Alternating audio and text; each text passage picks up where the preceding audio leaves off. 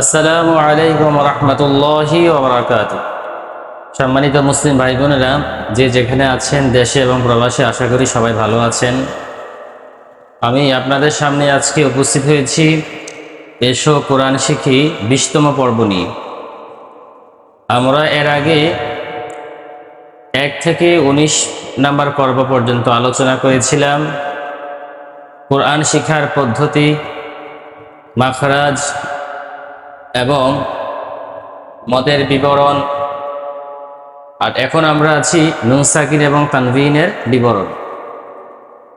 নুন সাকিন এবং তানভিনের বিবরণ যদি আমি শিখি, তাহলে কোন জায়গায় গুন্না করতে হবে, কোন জায়গায় গুন্না ছাড়া পড়তে হবে, কোথায় স্পষ্ট করে পড়তে হবে, কোথায় মিলিয়ে পড়তে হবে এবং কোথায় ইকফা করতে হবে, এই নিয়মগুলি জানা যাবে আর যদি নুন সাকিন এবং তানভিনের বিবরণগুলি আমি জানতে পারি। তো গত পর্বে আমি আলোচনা করেছিলাম আপনাদের সামনে ইদগাম নিয়ে। আমরা জানি নুন সাকিন এবং তানভিন 4 প্রকারে করা যায়: ইদগাম, ইজহার, ইখলাদ, ইকফা। তো ইদগাম আবার 2 প্রকারে করা যায়, একটা হচ্ছে ইদগামে বাগুন্না, আরটা হচ্ছে ইদগামে বেলাগুন্না। গত পর্বে আলোচনা করেছিলাম ইদগামে বাগুন্না নিয়ে। ইদগামে বাগুন্নার হরফ হলো 4টি: ইয়া, মিম, ওয়াও, নুন। ইদগামে বাগুন্না হচ্ছে গুন্না সহ মিলিয়ে পড়া, আর ইদগামে বেলাগুন্না হচ্ছে গুন্না ছাড়া মিলিয়ে পড়া। দুটোটাই হচ্ছে মিলিয়ে পড়া। তো আজকে আমরা আলোচনা করব ইদগামে বেলাগুন্না নিয়ে, যেটা গুন্না ছাড়া মিলিয়ে করতে। এখন আমি লিখি ইদগামে বেলাগুন্না।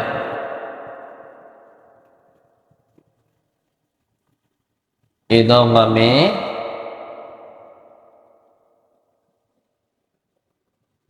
বেলাগুন্না কাকে বলে? বেলাগুন্না। তো ইদগামে বেলাগুন্না হচ্ছে গুন্না ছাড়া মিলিয়ে পড়া। তাহলে ইদগামে বেলাগুন্নার হরফ হচ্ছে 2টি। আগে হরফগুলি শিখতে হবে। আমরা ইদগামে বাগুন্নার হরফ পড়েছিলাম 4টি: ইয়া, মিম, ওয়াও, নুন। আর ইদগামে বেলাগুন্নার হরফ হলো 2টি। তাহলে ইদগামে বেলাগুন্না 2টি হরফ। হরফ হলো 2টি, যথা র এবং লাম। র, লাম। আগে হরফগুলি জানতে হবে, কারণ যে প্রত্যেকটি প্রকারের পরিচয় হবে হরফ দিয়ে। ইদগাম বাগুন্নার হরফ কয়টি, বেলাগুন্নার হরফ কয়টি, ইকলাবের হরফ কয়টি, ইজহারের হরফ কয়টি, ইকফার হরফ কয়টি, হরফগুলি ভালো করে আয়ত্ত করতে হবে, ভালো করে মুখস্থ করতে হবে। কারণ এটা কি ইদগাম হবে না ইজহার হবে না ইকলাব হবে, এগুলি আমরা বুঝবো হরফের মাধ্যমে। হরফ দিয়ে পরিচয় হবে। এখানে কি আমি মিলিয়ে পড়বো, গুন্না সহ মিলাবো না গুন্না ছাড়া মিলাবো, এটা আমি বুঝবো কিভাবে? হরফ দিয়ে। এটা কি ইদগাম হবে না ইজহার হবে না ইকলাব হবে, এই পরিচয়টা হবে কি দিয়ে? হরফ দিয়ে। এর জন্য হরফগুলি ভালো করে মুখস্থ করতে হবে। তো ইদগামে বাগুন্নার হরফ ছিল 4টি: ইয়া, মিম, ওয়াও, নুন। আর এখন ইদগামে বেলাগুন্নার হরফ হচ্ছে 2টি: র এবং লাম। ভালো করে মুখস্থ করতে হবে র, লাম। প্রথমে আমরা সংজ্ঞায় যাই যে ইদগামে বেলাগুন্না কাকে বলে। মনে রাখতে হবে প্রত্যেকটি প্রকারের শুরুতেই থাকবে নুন সাকিন এবং তানভিনের পরে। তাহলে এখানে আমরা লিখি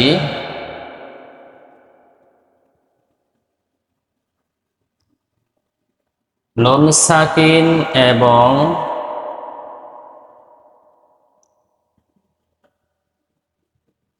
তানভিনের পরে।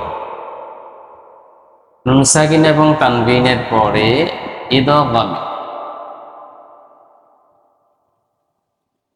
ইদগামে বেলাগুন্না। ইদগামে বেলাগুন্নার তাহলে কয়টি হরফ? 2টি হরফ।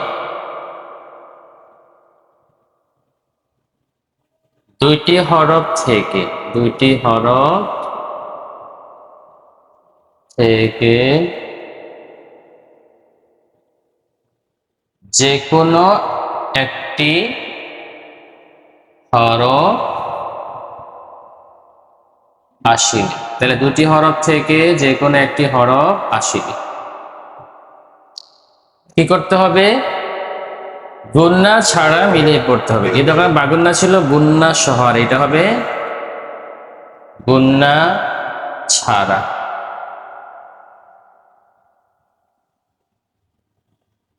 গুন্না ছাড়া মিলাইয়া পড়িতে হয়।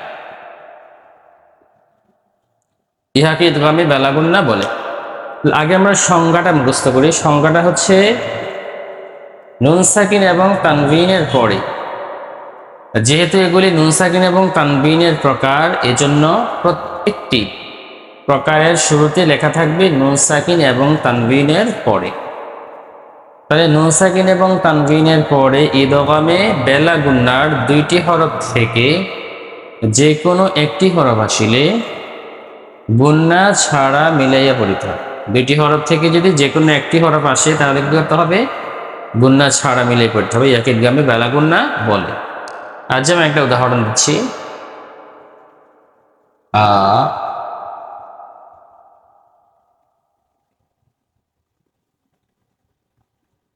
মিম নুন জের মিন,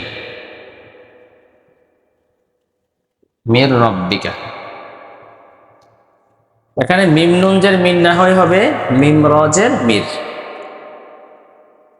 এই মিন একটা শব্দ ছিল,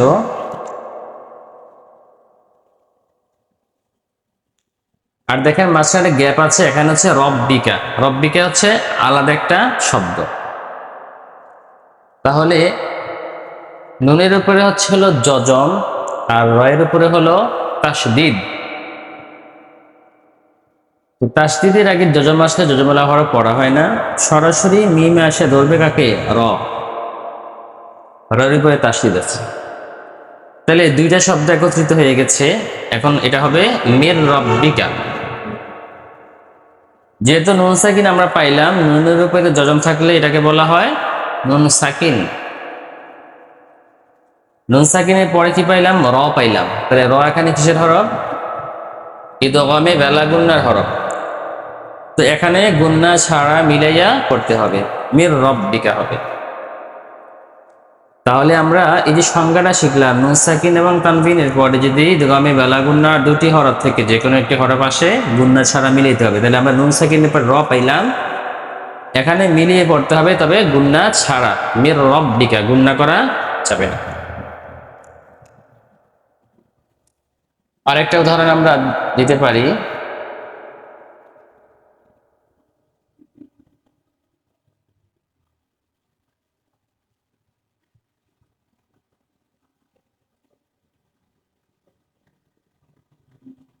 মিন লাদুনহু। এখানেও দেখেন নুনের উপরে যজম আছে, তাহলে কি হবে? নুন সাকিন। নুন সাকিনের পরে কি আসছে? লাম আসছে। তাহলে কি করতে হবে? গুন্না ছাড়া মিলিয়ে করতে হবে, মিন লাদুনহু। গুন্না করা যাবে না। তাহলে আজকে এই আলোচনার মধ্যে আমরা বুঝতে পারলাম, যেখানে আমরা কোরআন শরীফের যেই জায়গাতেই নুন সাকিন অথবা তানবিনের পরে যদি এই দুইটি হরফ র অথবা লাম যদি পাওয়া যায়, তাহলে আমরা গুন্না ছাড়া মিলিয়ে পড়ব। এটাকে বলা হবে ইদগামে বেলাগুন্না। তাহলে ইদগামের প্রকার শেষ হয়ে গেল। ইদগাম ছিল দুই প্রকার, ইদগামে বাগুন্না, ইদগামে বেলাগুন্না। ইদগামে বাগুন্নার হরফ ছিল চারটি, ইয়া মিম ওয়াও নুন। গত পর্বে আমরা আলোচনা করেছিলাম। আজকে আলোচনা করলাম র এবং লাম, ইদগামে বেলাগুন্নার হরফ। তাহলে নুন সাকিন এবং তানবিনের পরে যদি র এবং লাম আসে, আমরা গুন্না ছাড়া মিলিয়ে পড়ব, আর এটা হবে ইদগামে বেলাগুন্না। আজকে আমরা এই পর্বের মধ্যে এতটুকুই আলোচনা হলো। পরবর্তী পর্বে আমরা ইজহার নিয়ে আলোচনা করব। তারপরে আমরা ইকলাব ইকফা ধারাবাহিকভাবে আমরা আলোচনা করব। আমাদের সবগুলি ভিডিও আপনারা দেখবেন। তাহলে আপনার তাসবিহের যত খুঁটিনাটি বিষয় আছে সবগুলি আপনারা জানতে পারবেন। তো আমাদের এই চ্যানেলটি সাবস্ক্রাইব করবেন, শেয়ার করে দিবেন, এবং যদি এরপরেও আপনাদের বুঝতে কোথাও কষ্ট হয় ডেসক্রিপশনে নাম্বার দেওয়া আছে, যোগাযোগ করবেন। বিশ্বের যে কোনো জায়গায় থাকেন, কোরআন শিক্ষার ক্ষেত্রে সর্বোচ্চ সহযোগিতা আমার কাছ থেকে আপনারা পাবেন। অনলাইনে গিয়ে কোরআন শিখতে চাইলে সরাসরি যোগাযোগ করবেন, আর আমাদের ভিডিওগুলোর মাধ্যমে আপনারা অনেক উপকৃত হবেন। তো এই আশা ব্যক্ত রেখে আজকে এই পর্বে এই পর্যন্তই। সবাই ভালো থাকবেন। আসসালামু আলাইকুম রহমতুল্লাহ।